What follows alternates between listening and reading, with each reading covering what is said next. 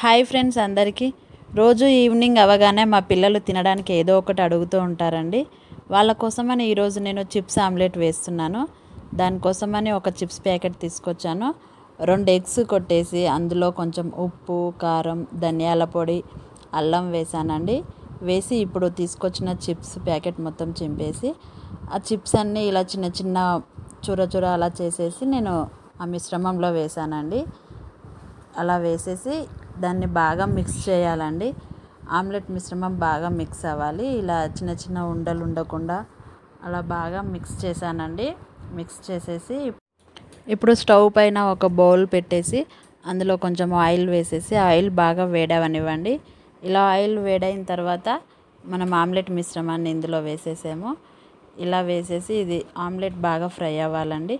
Taste చాలా బాగుంటుంది. మీరు కూడా ఒకసారి ట్రై చేయండి. ఎలా ఉందో కామెంట్ చేయండి.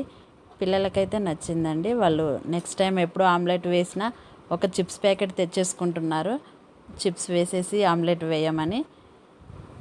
ఇంకా ప్రతిసారి ఇలానే అవుతుందండి. మీరు కూడా ట్రై చేసి నాకు కామెంట్ చేయండి. Okay, bye friends.